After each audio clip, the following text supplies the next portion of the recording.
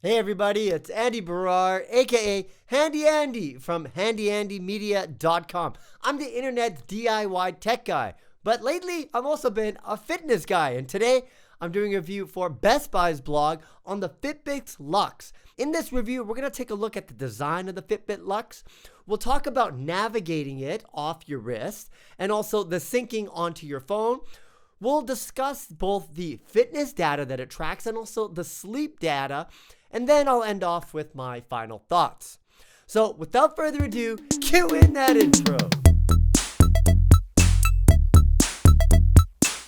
Let's begin with the design of the Fitbit Luxe. Now, if you didn't know, Google actually acquired Fitbit early in 2021 for about $2 billion. So you can tell that they got a lot of backing on there, and Google really wants to get into this whole, wearable market and tracking our health data. The Fitbit Luxe is really a combination of kind of like jewelry design and also the functions of a typical wearable. It's very, very small, so it takes minimal real estate on your wrist. Now, that can be a good thing, and it could also be a bad thing. The bad part is that you have less real estate on the screen. It is still visible, but if you have a hard on, like say you need reading glasses, you might have a little bit of difficulty using this. The first interesting thing that I noticed was that it does not have any physical buttons.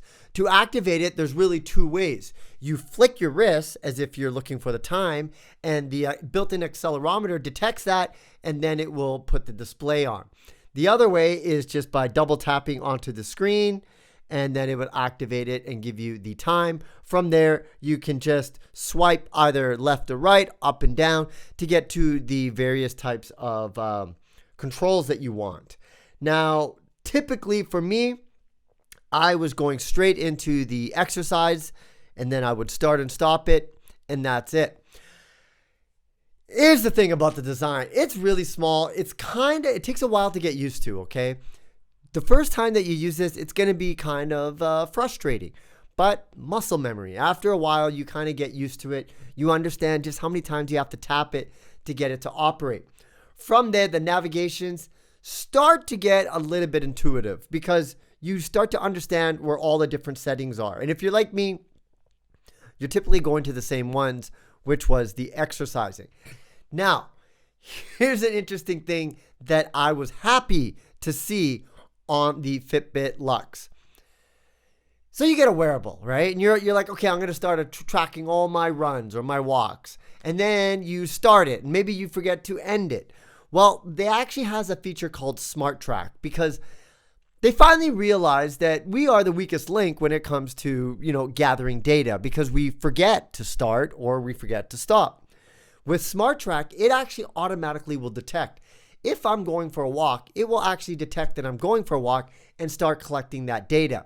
It'll even start buzzing and let you know that, you're walking. And then from there, that data will automatically sync into the Fitbit app on your smartphone. That was actually a really good feature because I stopped wearing wearables because I just wasn't good enough at knowing when to start and when to stop. And so this Smart Track feature makes that super easy. Let's talk a little bit about the fitness aspects of the Fitbit Luxe. There are a variety of pre-built exercises in here. So everything from running, walking, swimming, biking, but there are other ones inside the app that you could add, including elliptical, weight, which was really nice to see. Also a generic workout one. I think that's just if you're just kind of like working out outside. So you can pick and choose what kind of exercises you want to have on the main screen, and you do all of that from the Fitbit app. Here's the thing. If y'all know me, you know that I got super into jump rope during the pandemic and social distancing. I learned on YouTube. I jump every single day. I have been looking for a wearable that can measure jump ropes just like they can measure steps for people. So a lot of people want to take 10,000 steps a day to stay fit. Me, I want to jump a certain amount a day. And I've been looking for a wearable. Unfortunately, the Fitbit Luxe does not have jump rope. Fitbit, y'all killing me. Google, you're killing me. You guys are killing me. Don't you understand? Man, Google it. Go on Google, you own YouTube. You could go and type in how to jump rope like I did, and you will notice that there is a huge jump rope community. So please do not forget about us. Y'all got elliptical, you got golf. Come on, man. Get some jump rope on here, okay? You're killing me. So that's okay. It's not like I didn't jump rope with this on. I did. I went to the workout mode, and then I just started jumping rope. But unfortunately, all I'm getting is like calories burned, the heart rate. I'm not seeing the jumps. If somebody from Fitbit, I know somebody from Google or Fitbit is watching this, please put jump rope exercises in here. Make your boy Handy Andy very, very happy. Now let's go ahead and talk a little bit about the sleep, because like I said, this is all day activity tracking, and that doesn't mean it stops tracking once you go to bed. That's when some interesting data happens as well, because the Fitbit Luxe will tell you the time that you went to sleep and the time you woke up. That alone is some very interesting data. However, it also measures your heart rate to give you more metrics about your sleep, in particular, the different stages of sleep that you're in. So light, deep sleep, REM, all those different stages can be measured by the Fitbit Luxe based upon your breathing, your heart rate, and all those other metrics. They got algorithms in the back that can determine that. I found these sleep metrics to be quite accurate in terms of the time I went to bed and when I woke up. It'll tell you how many times you kind of shuffled around, how many times you were awakened during the night. So that is very interesting data. The only issue that I had, and you know what? What am I even talking about? Let's just jump into the data and then I can show it to you, because the proof, my friends, is in the pudding. Now, on the main screen, what you're going to see is that it has zone minutes. These are called active zone minutes. And the World Health Organization recommends we get 150 minutes of active zone minutes. What the Fitbit Luxe does is it actually kind of takes your activity and it gives it a nice single number. So if you go for a brisk walk, that will be equivalent to a certain amount of active zone minutes. However, if you start running, that's a little bit more intense. Your heartbeat is going. That might be 2 active zone minutes instead of 1. So basically what the Fitbit Luxe is doing is capturing your activity, putting it into a single number so that you can track from day to day, week to week, and month to month. So I'm just going to go ahead and look at where my active zone minutes are doing, and I'm doing pretty good, it looks like. And it breaks down from your activities, whether it was a workout, run, or run. It'll tell you the calories that you were burned, the active zone minutes, and the different types of colors. So whether it was an intense exercise or a light exercise, you'll be able to see that. And it even tells you here why it matters.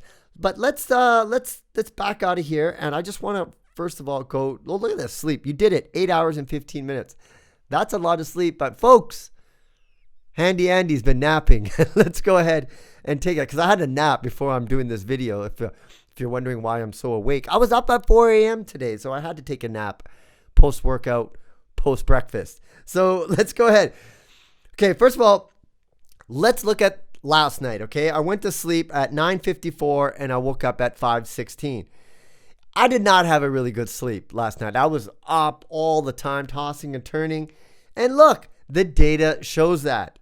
It says I was awake at least one time, 22 times last night. I was restless. And I was awake for 36 minutes between that. So that's not really good sleep. If you can look at the graph over here, it kind of shows you that it wasn't that good. A lot of times at night that I was awake. And you know what happened? I woke up, I went to the gym, worked out hard, came home, had breakfast, and guess what happened? Lights out, baby. Look at that. Just solid. Woke up. I was only awakened one time during that, hour and 29 minute nap. Is that a nap? Is an hour and 29 minutes a nap? Like, at what point does it not become a nap anymore? But all I know is I needed that nap. There was no way I was going to be able to do this video if I didn't nap. But now look, this week I'm getting all of this sleep data, and I did nap many times this week, but it does tell you that this week I was getting 6 hours and 58 minute average sleep.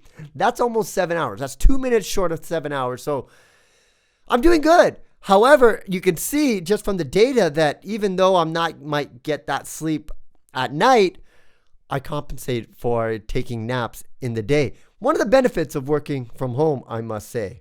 Now let's go and take a look at some exercise data. It says I did it 7 days of exercise. Yeah, I work out a lot these days. Started during COVID and I can't stop. So let's go. Here's the run to the gym this morning. It is 0.84 miles. And let's go ahead and look at the heart rate.